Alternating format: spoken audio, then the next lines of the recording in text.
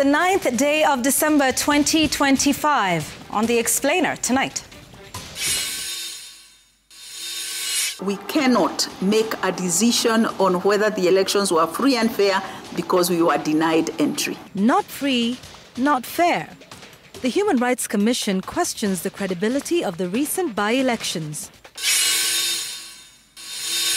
Empty streets in Tanzania. Key cities fall silent as citizens stay home on day of planned protests. Looming drought. The Weather Department warns of a prolonged drought in 22 counties, with Mandera already on high alert. The body had injuries all over, from the head to the toes. And this is a clear sign that the person who did this is someone not new to these things. Horrific killing. Post-mortem reveals 12-year-old Patience Mumbe was assaulted, defiled and strangled to death. And also on the program tonight, we are speaking with the Cabinet Secretary in charge of Health, Aden Duale. We'll be speaking about that $1.6 billion health deal signed just recently between the U.S. government and the government of Kenya. Your questions, 22422 at Citizen TV Kenya. The hashtag is The Explainer. We shall be getting into all the details of this deal with the Cabinet Secretary here on The Explainer tonight. But also tonight, we've got the day's sports news. Emmanuel Ndungu is here with me to talk about that. What's the latest in sports today? Yes, good evening, and good evening to everyone at home as well. My name is Emmanuel Ndungu. I'll be going through the sports news later. We have some boxing and some rollball as well, so quite a good range of sports that we have for you lined up later on. All right, that's all on The Explainer, which starts right now.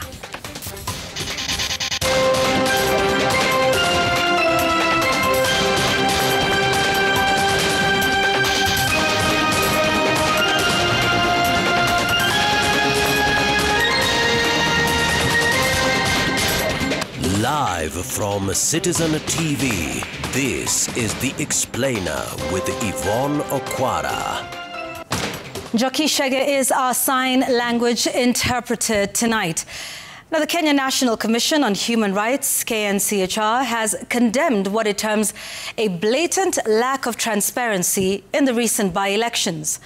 The Commission says the polls were not free and fair and raises serious questions about the credibility of the results. KNCHR says it documented 3 deaths linked to election-related violence. This comes as Kenya's 2024 Human Rights Performance Report shows the country recorded unprecedented and grave human rights violations, which left 57 people dead. Willie Lusige reports.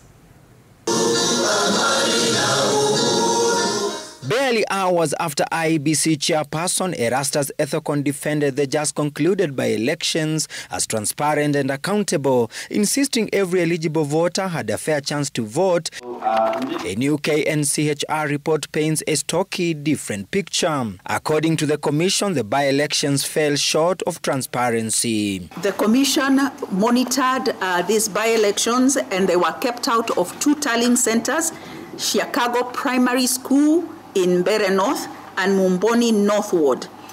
They were kept out of those tallying centers, and therefore we cannot make a decision on whether the elections were free and fair because we were denied entry. KNCHR says the process was marred by widespread irregularities, including the use of hired goons, involvement of government officials, open bribery and intimidation.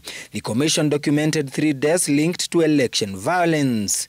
So 2 of them were from Kasipul, Kabondo,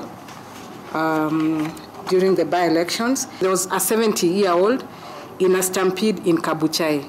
So those are the 3 deaths that we've been able to document. The report further reveals that the year 2025 has seen an alarming surge in human rights violations, with 57 deaths and 616 complaints filed across the country. The Commission documented 57 violations on the right to life.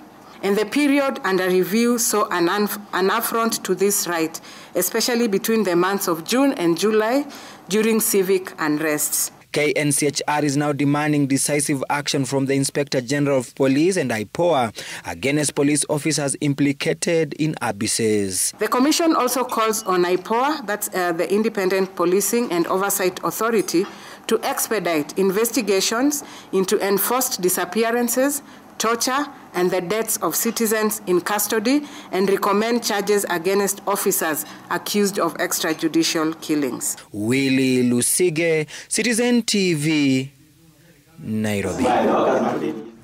The United Opposition are now accusing the electoral body IEBC of being the puppet of the state, warning the Ethicon-led commission against overseeing shambolic elections in 2027. The leaders who were in Murang'a County claim that the recent by-elections exposed the relationship between government and the IEBC, vowing to challenge the outcome of the Malava and Mbeere North parliamentary by-elections, claiming they were fraudulent. Here's Stephen Leto with that report. The United Opposition gathered in Idhanga village in Murang'a County Tuesday for the burial of the late Herbert Karith Macharia. The burial ceremony provided a platform for the opposition figures to train their guns on the Independent Electoral and Boundaries Commission, accusing it of being an extension of the state, questioning their transparency in preparing the 2027 general election. IEBC, we know as it is a Ruto commission. We tell them we are going even for private prosecution because yale yalifanyika hapa Mbeere na Malava, criminal. Wiper Patriotic Front leader Kalonzo Musyoka accusing IEBC chair Erastus Edung Ethicon and IEBC CEO Marjan Hussein Marjan of going to bed with the Kenya Kwanza administration instead of retaining the independence of the IEBC. Because we know Ruto cannot prosecute Ethicon. Ruto cannot prosecute the CEO. Anaitwa Marjan. Yale anaendelea kule tutayaziba. The leaders further defended their unity, saying they will remain together in ensuring President Ruto becomes a one-term president. It is not possible to divide the United Opposition. What is binding us together is really not political rhetoric. It is the love of this nation. The opposition claims the government is in panic mode and has resorted to attempts to split the opposition ahead of the 2027 general election. There's a very deliberate scheme by the Ruto regime to split the united opposition. Na tumeona haya wakati tumekuwa Bondo juzi. Kuna kiongozi mmoja anasema, tuna shida na Kalonzo ama Wamalwa, kini tuna shida na rafiki wako mmoja. Na sisi tukajua wanaongea juu ya rafiki wetu Rigiji. Nobody ataingilia familia yetu ya Wakamba na watu ya Mlima. We are one thing. DCP leader Rigathi Gachagua, who hosted the opposition in Murang'a, warned leaders from the mountain region against fragmenting the region's presidency votes. Hii kura ya Mlima itaenda kikapu moja. One. Kama kuna mtu atataka kusimamisha hapa Murang'a, atapata kula 15,000. Si ndio? Akisimamisha mtu hapa Kirinyaga apata 8,000. Akisimamisha mwingine, ile watu yote Ruto watasimamisha, tukijumisha hao tutawapatia 50,000. The opposition has also called on the electoral body IEBC to prepare for a free, fair and transparent general election in 2027, saying the opposition is ready to hand its opponents a wide margin of defeat. The opposition principals also rallied the Murang'a electorate to reject the government privatization plan of key government parastatals and the sale of GOK shares at the giant telecom company Safaricom. Stephen Leto, Citizen TV. President William Ruto has doubled down on the government's plan to establish the National Infrastructure Fund, whose seed capital will come from the sale of Safaricom shares worth 6 billion shillings to Vodafone, brushing aside opposition attempts to block the transaction in court. The president says the fund should be up and running by the end of the week. He spoke in Tsavo West National Park. Here's Milita Olatenges with more. The government and the opposition are locked in their latest battle, this time over the planned sale of 15% of Safaricom shares. Proceeds from the sale are expected to finance the National Infrastructure Fund and the Sovereign Wealth Fund. But despite fierce pushback, President William Ruto remains adamant that the fund will be established as planned. The National Infrastructure Fund will be ready this week. I know I announced to the people of Kenya that we are creating a National Infrastructure Fund where we are going to mobilize resources from the budget, from proceeds of privatization, from royalties, and use it to attract more money. In fact, 3, 4, 5, 6 times more from the private sector. His remarks come just days after the united opposition dismissed the sale as undervalued and threatened court action. And we know that as they try to sell this parastatal without public participation, which is a constitutional requirement, it is simply because somebody somewhere wants a cut. It's like you have a cow that is high yielder in your home. Hiyo ng'ombe ndio inatoa maziwa, watoto wanakunywa, wewe unakunywa, ingine unauza. Sasa wewe unauza hiyo ng'ombe na una ingine, ati ununue chakula ya siku hiyo. Treasury CS John Mbadi has maintained that the proceeds will form the seed capital for the National Infrastructure Fund as the government moves to grow it. Kenya plans to sell 15% stake in Safaricom, valued at 240.5 billion Kenya shillings. 15% was reasonable for us because we also need seed capital to put into the National Infrastructure Fund. And we've realized that 15% is raising us over 200 billion shillings to put into that fund. Collectively, with other fundraising measures, we will hit our target because the strategy of the government of Kenya is to have at least 600 billion into that fund. President Ruto made the remarks at Tsavo National Park, where he unveiled the world's largest black rhino sanctuary, Ngulia. He emphasized Kenya's commitment to restoring wildlife populations to boost tourism. Ngulia will host 200 rhinos and spans an area twice the size of the Masai Mara. Melita Olitenges, Citizen TV. All right, let's go across the borders now. A few incidents of protests were witnessed today in Mwanza town, the Tanzanian High Commission in Kenya, and the United Kingdom, as protesters took to the streets to demand justice for hundreds killed during the October 29th post-election violence in Tanzania. However, a majority of Tanzanians kept off the streets as the government deployed the army and the police to prevent Independence Day protests. As Emmanuel Tor reports, 6 Kenyans were arrested at the Tanzanian embassy in Nairobi while demonstrating. Ilemela, Mwanza, Tanzania. A group of youth chanting anti-government slogans walked past, carrying placards which called for justice for the hundreds of people reportedly killed by President Samia Suluhu's government during and after the October 29th general election. The crowd later gathers under tight security as protesters continue voicing their call for justice. The police have, however, dismissed the video clips as either doctored or AI generated. Taarifa hizo sio sahihi. Wanatumia picha mjongeo na picha mnato za matukio ya nyuma kama vile ya tarehe 29, tarehe 30 na tarehe 31 mwezi wa 10, 2025. The commercial city of Dar es Salaam and the administrative capital of Dodoma were ghost towns except for critical service vehicles and police cars that patrolled the streets. Both the military officers and the police were deployed, checking the identification of anyone moving around as the government marked 64 years of independence and freedom in partial lockdown. Samia must go! Samia must go!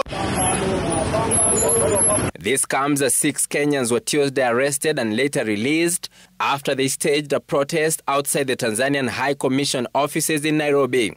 A new report by the Civicus Monitor dubbed People Power Under Attack 2024 documents that 3/4 of the world's population lives in countries where fundamental rights are severely restricted. So when they come together to oppress, do we have an option but to stand together to push back? Elections has become a cancerous issue in East Africa, from Tanzania, and now we're going to Uganda in January. and back to Kenya in 2027. The wave of the December 9th demos were also felt overseas as Tanzanians living in the UK turned up at the High Commission offices to demand justice and leadership change in their country. Tanzania imekuwa kama Gaza. Hii sio Tanzania tunayojua. Tunataka tuwe na amani na uhuru. Tunataka katiba mpya, tunataka walioko magerezani waachiliwe. Emmanuel To, Citizen TV, Nairobi. Back home, the Kenya Union of Clinical Officers has threatened to commence a strike on the 23rd of December after the lapse of their 21-day notice to the Ministry of Health.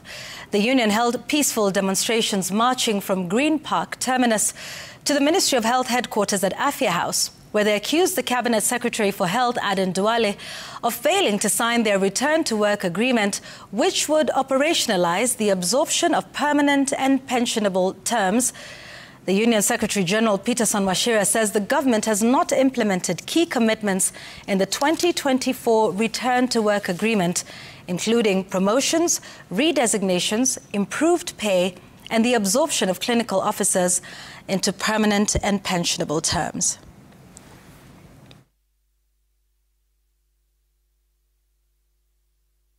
Treasury imekubali, SRC wamekubali, lakini kigugumizi imebaki kuwa waziri. Siku ikitimia tarehe 23 mwezi wa 12 tutaanza mgomo kirasmi na tutafunga hospitali zote nchini. We concluded the negotiation in September of 2025, 3 months ago. The documents are printed, ziko kwa meza ya CS for 3 months. For 3 months. Tunangoja document ambayo imemaliziwa. For 3 good months. Kwa hivyo sisi kama maafisa tabibu, tunasikia hii wizara inatudhararisha. Tunasikia discriminated and that they do not recognize and appreciate the work that we do. And the Cabinet Secretary for Health, Aden Duale, is here with us to speak on matters of health. CS, let's start there with the clinical officers' claims. They say it is awaiting your signature for 3 months, the CBA that was concluded in September, approved by the Salaries and Remuneration Commission. Why haven't you signed this CBA? Thank you very much, Yvonne. I mean, it's good that I am here after many, many years that you have interviewed me. But let me make it very clear. I am one of the Cabinet Secretaries for Health who, when I came to office, I resolved the long, historical, outstanding healthcare industrial disputes in our country. I have posted interns at the rate that they wanted in consultation with the National Treasury and the Presidency. I have made sure that the UHC staff, including clinicians, are now earning at SRC rates, waiting for us and the Council of Governors. Tomorrow we have the summit to agree on how we can turn them into permanent and pensionable terms. On the issue they are raising, it's only clinicians working at the national government. And I don't just sign documents when they're brought to my table. And they are not 3 months. In fact, I have not seen it. But when they are brought, I'll read, I will make sure it's about resources, I will consult with the National Treasury, I will consult with the SRC, and I will sign. That I will sign before the end of next week. But I want to ask the leadership of the Clinical Council to be very honest to their members. They were in my office last week. We agreed, because this is going to affect the other clinicians working at the county government. So the 2 levels of governments must work together. As I sign, I must also consult the Council of Governors. Health is devolved. So, you know, if you saw the people who are there today, there were barely about 50 people. And one thing I have seen in Afia House is that majority of the people who come to demonstrate, and I'll say it without any fear of contradiction, in fact, are not healthcare workers. So leaders are turning a very noble healthcare workforce in our country, where we want to put them and put them fit for purpose at the right level, they want to turn it into their own games. I mean... so are you saying those who were there protesting, led by the chair of the union and the Secretary General, were not... Not only the one of today. Yeah. Even some of the previous ones. I mean, they're not genuine? You know, some are not genuine. And I can tell you without any fear of contradiction. And that's why since I went, healthcare workers, ask the doctors' union, ask the UHC staff, ask the other leadership, ask the whole sector now has stabilized. But there are people who want to earn their living by using the healthcare workers in our country who are doing amazing work. Without healthcare workers, UHC and Taifa Care and universal health coverage will not be achieved. But they should not use the healthcare workers as bogey man. And so are you accusing the leadership of the union for... No, I mean... just to be clear. I am accusing them of being dishonest. I have an open door policy, particularly with the chairman and the secretary general who are talking, both of them. So, and I have opened the door for all stakeholders, the private sector, the faith-based health facilities. Tomorrow I'm meeting in their own place the Catholic bishops in Karen. I have introduced where stakeholders we must engage. So I want to tell my colleagues that you are with me last week. Confrontation is not a tool that can be used to solve particularly a social issue like the health care of our people. And I really want to say the way I said from the first day, the door open. Once the agreement is brought to my table, and I asked the agreement... So you haven't seen the CBA? No, I haven't. I haven't seen it, and it's more for the national government. It's a small cadre. So the first question I asked them was, okay, fine, if I sign, what about the thousands and thousands of your members who are in the county governments? I mean, they must be very honest. So we must discuss that. I mean, I can't deal with a small section of the healthcare workers who are working in my referral, in the Ministry of Health referral hospitals or the ministry headquarters, and then leave thousands. So they should be very honest to their members. I also want to ask you about the UHC staff who say the National Assembly has allocated funds. President Ruto directed for their absorption on permanent terms, but that the issue still remains unresolved and that the stumbling block is your office. No. I think they did say that. Those are some of the questions that are coming in. I don't think so. I mean, the UHC staff who were recruited during the COVID suffered. And I am sure wherever they are watching me, they are my biggest supporters. I have resolved it. Number one, today they are earning at SRC rates. The president has committed that even the other extra costs, allowances, we are ready as the national government to provide. The only item remaining is transitioning them to permanent and pensionable. Now, and that because they have contracts with the county governments and they work at the county governments, the transfer of resources and the payroll can only be done through the Division of Revenue Bill and the county revenue allocation. Main as that, then that means still the payroll will be with the national government. So we were asking, we have a discussion with the Council of Governors, and that money must be part of the equitable share of resources for the county government.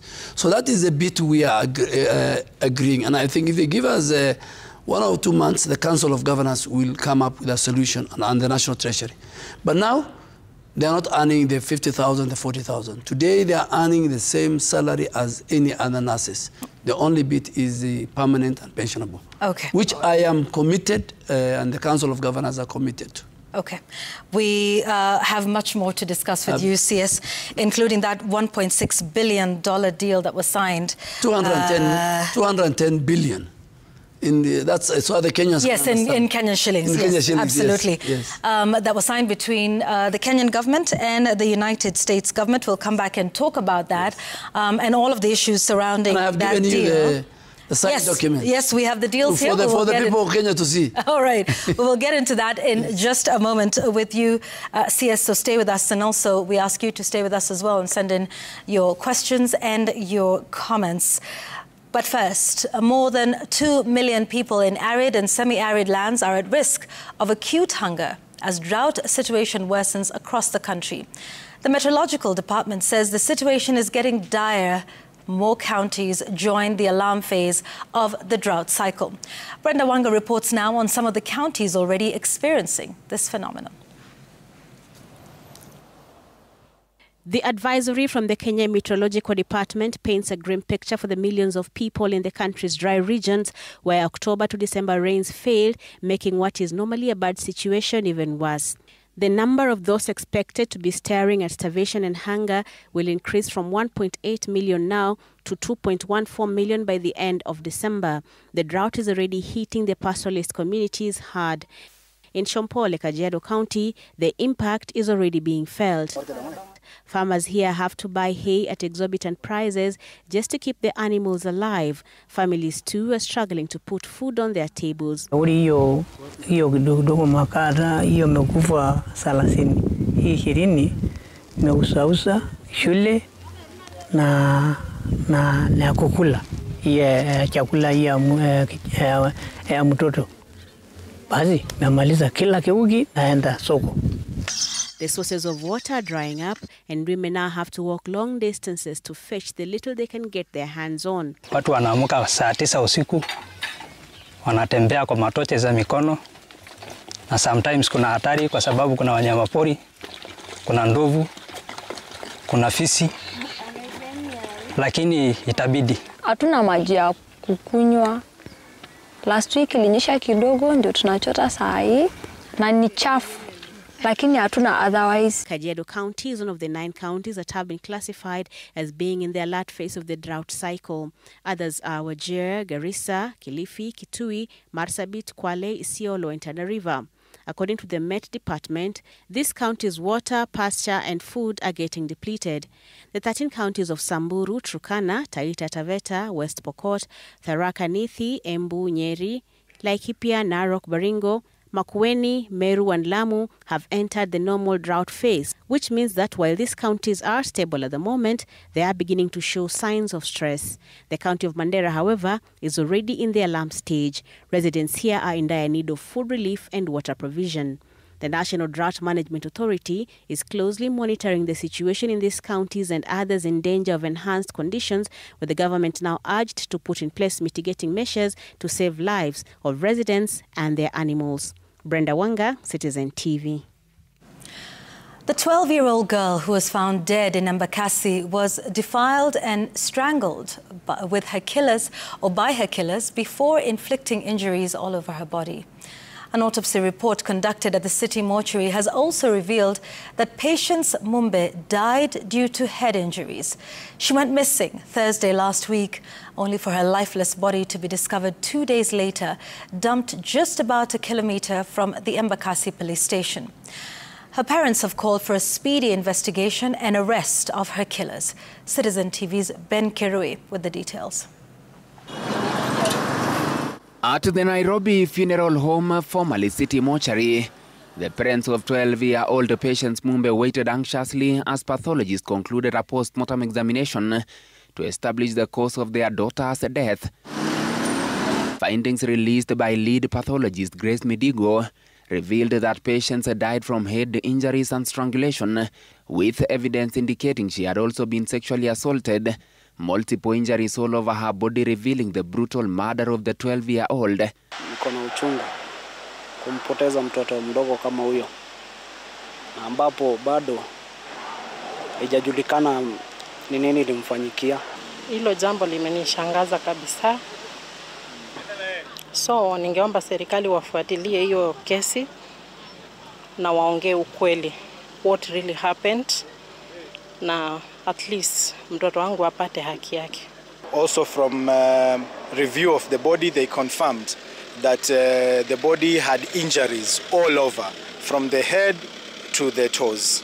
And this is a clear sign that the person who did this is someone not new to these things. The circumstances surrounding her disappearance continue to raise more questions than answers. Patience Mumbe is reported to have gone missing while playing outside with friends. CCTV footage captured from several shops in the area shows her running from her home toward a road leading to the Taj Mahal bus stage. In a second clip, she is seen walking quickly, at one point glancing back as if checking whether she was being followed, before hurriedly making her way toward the bus stop. Patience alipotea Thursday, alikuwa hapo nje akicheza na siblings wake.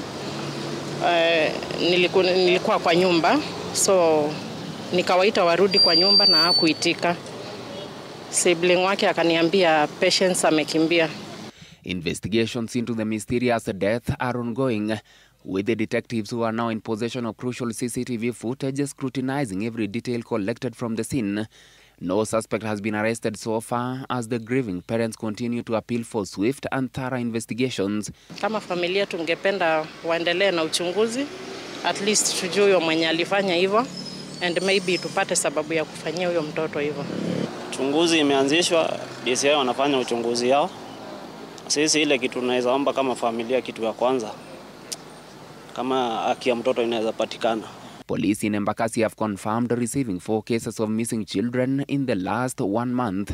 Ben Kirui, Citizen TV, Nairobi. All right, you're watching The Explainer today. Thank you for staying with us. We want to take a short break. When we come back, we have more of the conversation regarding that US-Kenya health deal, what's now known as the cooperation framework between the government of the Republic of Kenya and the government of the United States of America. We'll be getting into those details, including many of the concerns that Kenyans have expressed regarding the details of the deal. That and more here when we return.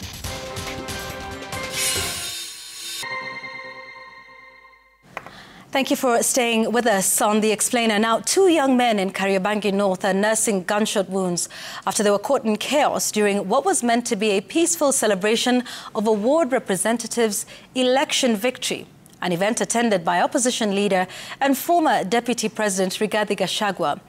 1.5 weeks later, their families remain at home without medical help, claiming no police officer has tried to investigate the matter. Ode Francis reports. In Kariobangi North, a Sunday meant for celebration spiraled into confusion and pain. The PCEA Church was the venue for political event led by former Deputy President Rigathi Gachagua, honoring DCP candidates who had triumphed in recent by-elections across the country. But outside the church, tension flared. In the crowd was a man who had just left a nearby Catholic church. He was not part of the gathering, but as he passed by, he was caught in the sudden eruption of violence. Police reportedly fired tear gas and rubber bullets to disperse residents who had gathered near the venue. In the chaos, the man was struck by a rubber bullet. Kimbilia samaji pale kunawa uso juu ilikuwa tear gas, ilikuwa moshi mingi. Mimi harakati tu hiyo nikasikia uchungu pia huku kwa mgongo, kushika hivi nikaona na bleed.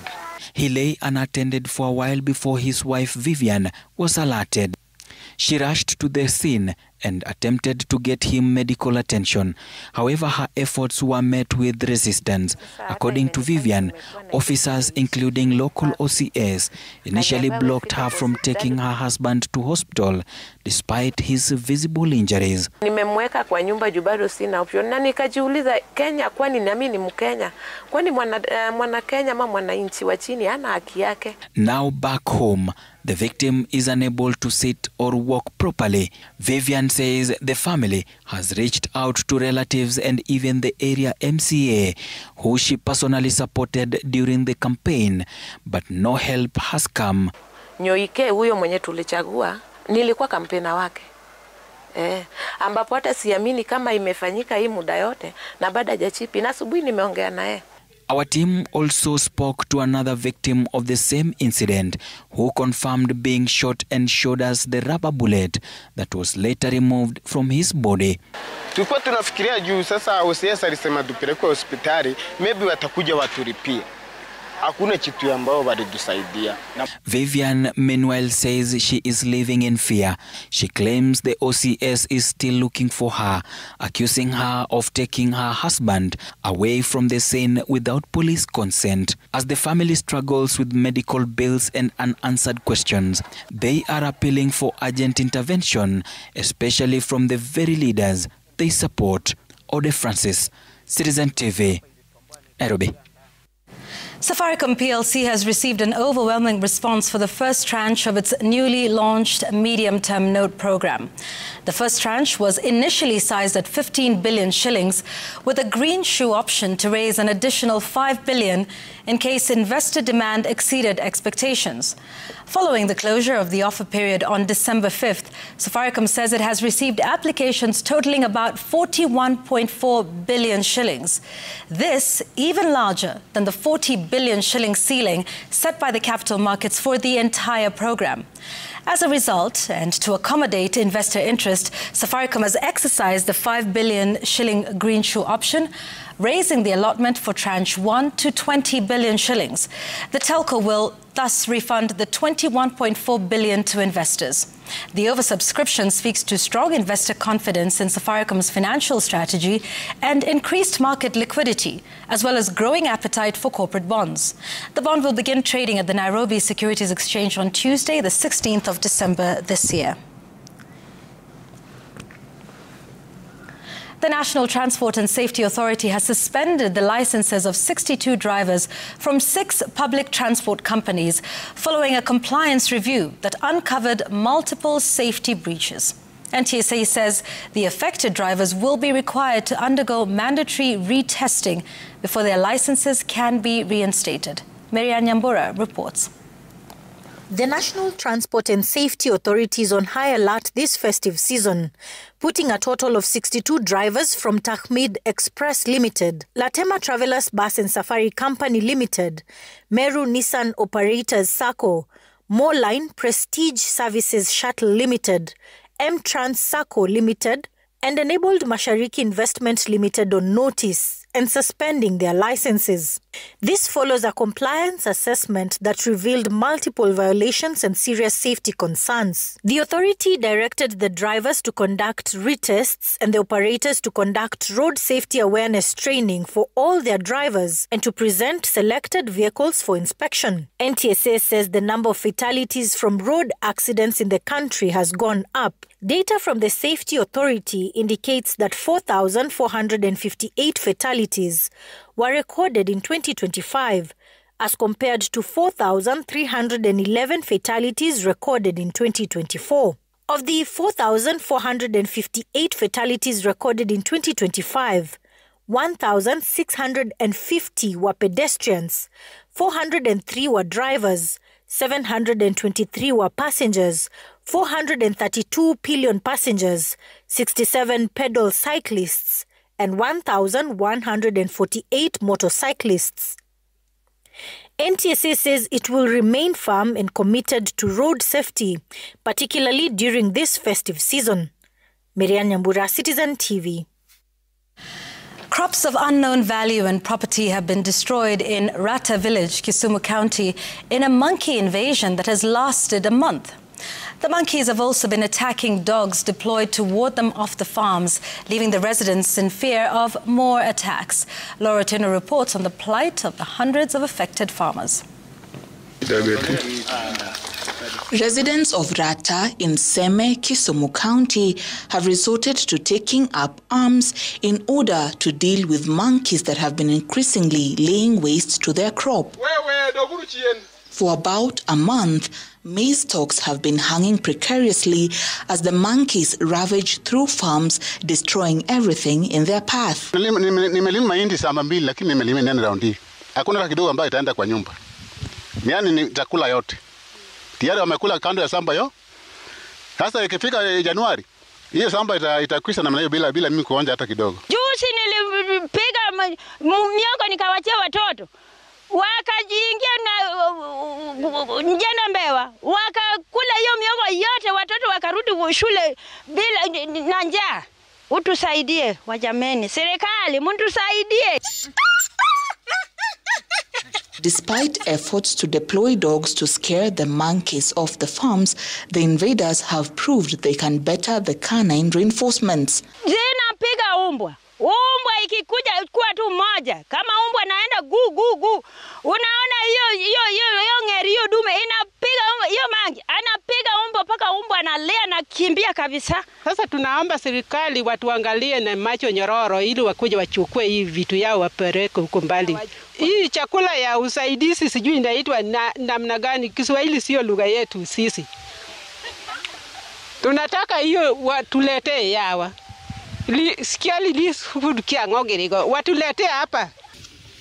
Affected farmers say they have not been granted audience by the local leaders, and their efforts to reach the Kenya Wildlife Service have also been futile. They are now clinging on to hope that the menace will be resolved in order to save their livelihoods as well as their food basket. Laura Otieno, Citizen TV.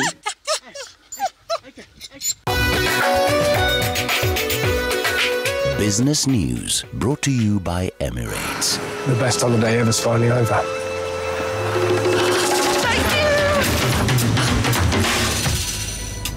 When you fly Emirates, your holiday isn't over until your flight is over.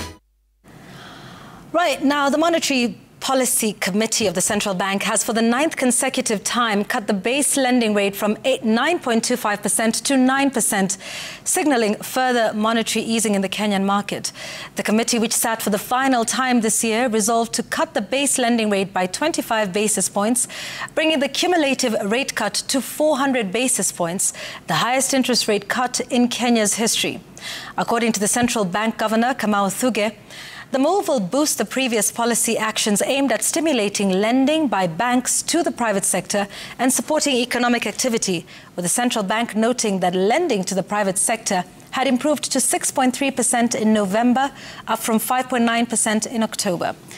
The CBK further expresses optimism that the revised banking sector risk-based credit pricing model, which will be fully operational by March next year, will improve the transmission of monetary policy decisions to commercial banks' lending interest rates and enhance transparency in the pricing of loans by banks.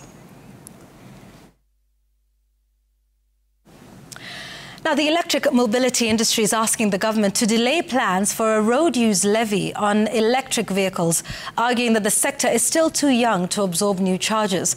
The Ministry of Roads and Transport has indicated that it is considering bringing EVs, so that's electric vehicles, into the road maintenance levy, which is currently paid only by fuel-powered motorists. Here's Jasmine Wamboi with the details. The government's search for new ways to fund road maintenance has placed the electric mobility sector at the center of a policy debate. Roads Cabinet Secretary Davis Churchill has suggested that electric vehicles may soon be required to contribute to the road maintenance levy, a fee traditionally collected through fuel purchases. Because EVs use electricity, they do not pay this levy. As we go into the future, we're now getting the technology of e-vehicle, e-mobility. And if you are not using petroleum products on the road, how do we maintain that road for you so that you can drive this modern e-vehicle on that road? So with changing times, we need to basically collect revenue to maintain the road for the e-mobility space.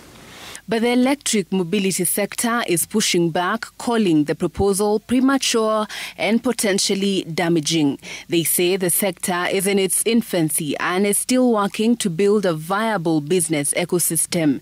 Introducing a new levy now, they argue, could discourage investment. What we're trying to do is subsidize the introduction of EVs in the country.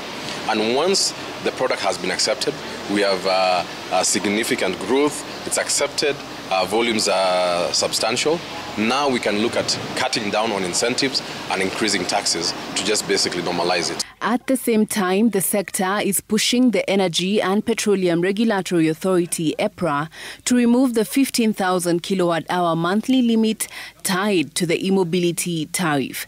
The tariff, introduced to support EV uptake, offers lower electricity prices for EV charging. But once a station exceeds the cap, it is moved to higher commercial rates, sharply increasing operating costs. Operators say the cap has forced them to restrict how many chargers they install at a single location. As we're looking at next year, April will be launching the new tariff, we'll be working together with EPRA. We'll be submitting our proposal, we'll go through the public participation, and hopefully they can actually reconsider and removing the cap to just enable the growth of the industry. 3, 2, 1, go. The e-mobility industry was peaking as EV energy company Ampersand announced that it will be opening its battery swap network to worldwide vehicle manufacturers, allowing interoperability between different brands in the EV market. This is the first time that any company in Africa is opening up its battery swapping network to any quality motorcycle manufacturer that wants to build motorcycles to enter the African market, and that means it's much faster for those companies to come into the market, for existing even petrol motorcycle manufacturers to adapt to this exciting new reality that electric is just cheaper, better and more reliable. Jasmine Wamboi, Citizen TV. Business News, brought to you by Emirates. The best holiday ever's finally over.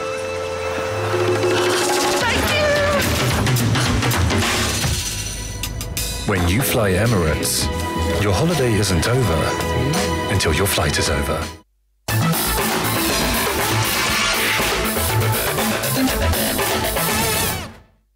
My name is Emmanuel Ndungo. Let's get into the sports news now.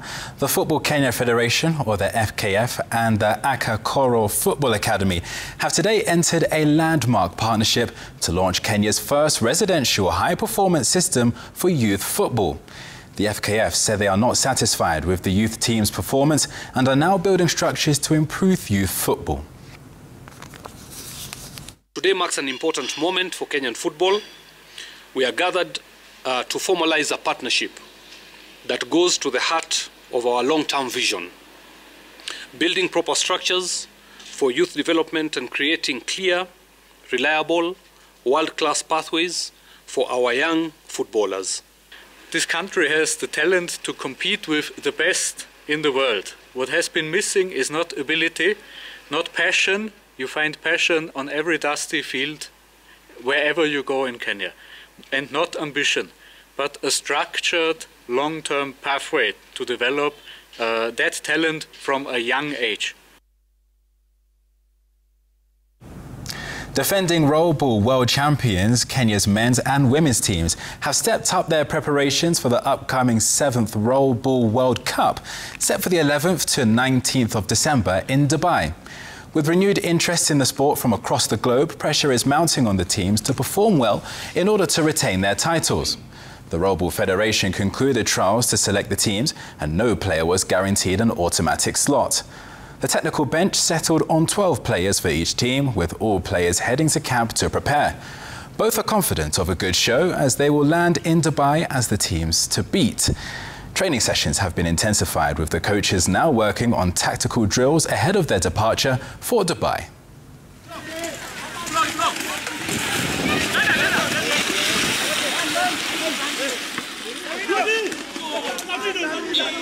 With the fresh blood and the old blood, they merge. As in, it's something that I know and I trust God that we are going to defend the title and we are going to bring it back home. And you have seen our ladies done it. It is a very fast game. People are passing, people are shooting with various shooting styles. Yani, you can't stay here if you have one shooting style, because people are doing wonders in that field.